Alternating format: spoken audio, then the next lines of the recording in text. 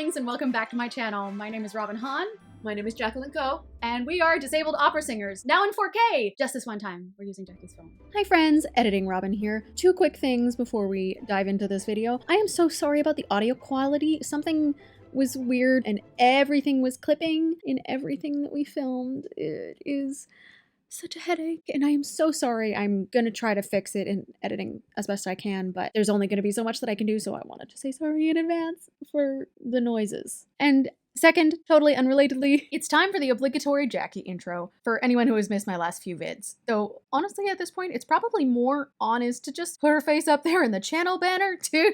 Oh well, here we go. Jacqueline Ko is an acclaimed operatic soprano and opera producer, the artistic director of Opera Mariposa, Canada's first 100% disability-led and run opera company, and my forever partner in operatic crime. We went to elementary school together, started voice lessons at age 10 together, and co-founded Mariposa together. She is also a phenomenal advocate for disabled artists, a celebrity ambassador for the Open Medicine Foundation, and has had ME/CFS since the age of 6, a complex neuroimmune condition which puts her at incredibly high risk of major health complications if she ever caught COVID ever. As such, she, like so many other immunocompromised people you haven't seen out and about in the last 4 years, has been sheltering since the beginning of the pandemic. This is super relevant to the content of this video, but I was able to go hang out with her like this by essentially becoming a part of her family pod. First quarantining, then finally entering her space after a negative PCR test, and using masks whenever we stepped out of her home area. There are millions of people in the world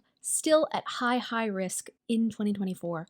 Like Jackie, and they're largely left out of conversations about accessibility, despite the fact that immuno-inclusivity is accessibility, friends, and you know I'm only just a slight bit obsessed with accessibility in the arts. Speaking of which, Today we want to talk about easy ways to make your opera more accessible. So we have some really easy ones because for some people and for some companies, right, the idea of becoming more accessible, of making opera more accessible, sounds like a really hard, big, difficult thing to undertake, and with the arts so underfunded as it is everywhere, it can be intimidating to try to think about taking on something like this when the funding is already so little. So here are some easy, quick, and cheap ways to make opera more accessible. Our first one will be our forever first one. More masking, please. Every mask in a space for every added minute makes the space better and more accessible for more people. Period. Now, obviously, we know that there are currently, unfortunately, mask bans coming down in several places around the world, which is not great. Don't love that at all. And there are, in fact, theaters that require any small company that rents them for events not to enforce audience mask wearing. Those do exist, and sometimes those theaters are the only ones available to indie or micro-sized opera companies. And, we recognize that there's some stuff that can't be sung in a mask, but fundamentally, more masking is better masking. That's why there should be multiple layers of protection involved. So our next way to make opera more accessible is air purifiers. Yes, this one is pink. Yes, it's adorable. Yes, it's tiny. Yes, I can clip it onto my belt. It makes the space more accessible for me and for anyone in the cast or crew or volunteer group who may be immunocompromised. Because remember, immuno-inclusivity is accessibility. Obviously, there are these tiny ones that are pretty cheap on Amazon. They come on tons of cute different colors. Link in the doobly-doo. There are also, of course, standing ones, and you can make your own as well. Corsi Rosenthal boxes, yes. Yeah, you know better than I what is involved in making a Corsi Rosenthal box, right? Mildly. But vaguely the ingredients list includes cardboard, I think? Cardboard and a box fan sort of idea. It's really easy. And obviously, if you have a box fan already, and there's usually cardboard lying around in an opera company, so you can make a collection of those. In one of the operas that I directed this season, during the run of the opera, we had air purifiers going at all times. There was one in the pit right at the conductor's feet, and there were 4 in the ceiling. In addition to all of those, testing. Exactly. Now, the tests that are mostly available, the rapid tests right now, are about 30% effective? Given the current variants. Yes. So it is a quantity thing. The more it happens, the better off we all are. In our neck of the woods, they are still available for free. And at this point, I think every person in the universe has gotten used to it. The sensation of stuff off your nose. Sorry, keep doing it, please. Yeah, because, say it with me, friends, immuno-inclusivity is accessibility. Yeah, and like if we add those things together, if we add multiple layers of protection, that makes everyone involved safer.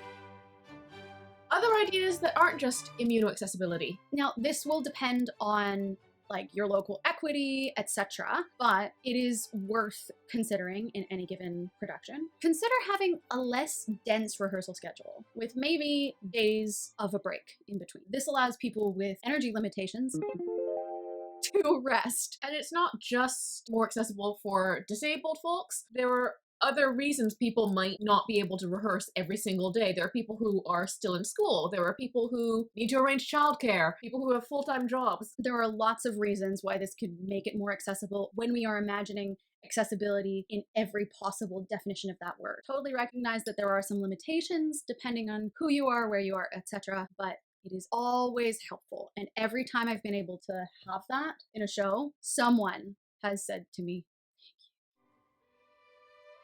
Here's a very simple one. Have chairs at rehearsals. Let people sit down when they need to. we have this idea in opera that if you are not standing up, you're not paying attention, engaged, or like Singing correctly or something. when like operas are sung sitting down all the time, like Operas are sung lying down. As any soprano whose character dies. exactly, like it can be done. It's also worth mentioning too for any opera directors or producers out there who have had cast members request chairs during staging rehearsals that it is not diva behavior to ask for. It's just necessary. When I, as a director, have cast members who do need to sit down when I'm staging or something, and I sometimes need to be able to see everybody around the stage where they are to be able to continue blocking, I just have the chair that they need to sit down on placed where they are in the room. Yeah. It's really Easy as that. and I can still see where they are. Like my brain recognizes that this person is standing up in the image, but at least they're in the right place. Then I can block around them. I know where they are in space. That's all I need. Our next tip: Incorporate people's adaptive devices into the production. There is no reason any production can't have a cane in it somewhere. we as humans have been using mobility aids since time immemorial. Mobility aids are period accurate for any time a show can be set. For the last show that I performed in this season, Old Maid and the Thief, which was set in 1939, I had a real 1939 vintage cane with me on stage. It was awesome. It was sturdy and in its own way, just as beautiful as my regular canes. But even beyond canes, all assistive devices, all mobility aids can be part of an opera, right? Because opera is an art form of suspension of disbelief. Like, we understand as an audience that these people are singing. Your audience will go with you if you go with joy wherever. So if your singer needs, for example, a rollator, work with them to decorate it, like within, of course, like the singer's comfort level and ease of use and stuff. If that performer is down for it, have them like surf in on stage to make a dramatic entrance. You can really play with these things. They do not have to be hidden. Most disabled people have a sense of humor about their disability, and we want to celebrate our disabled identities visibly, including by working them joyfully into our performances, rather than like downplaying or obfuscating them in some way. And the representation on stages of mobility aids, of adaptive devices, that representation matters. It matters a lot. It's worth it. And then you're not working to erase disabled identity, which again has been around since time immemorial. You're embracing it and celebrating it and normalizing it, all of which we love. And that's it. Some top ways to make opera more accessible where you are today.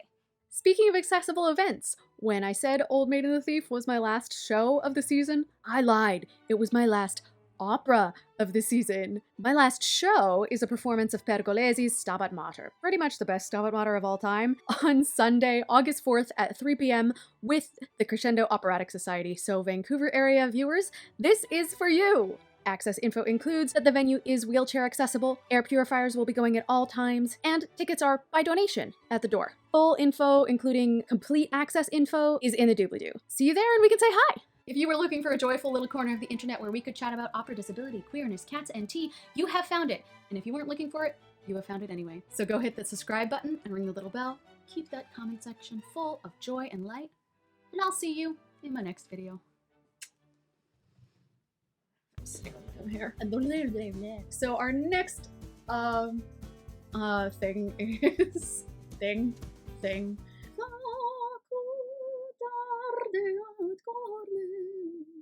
Immuno-inclusivity.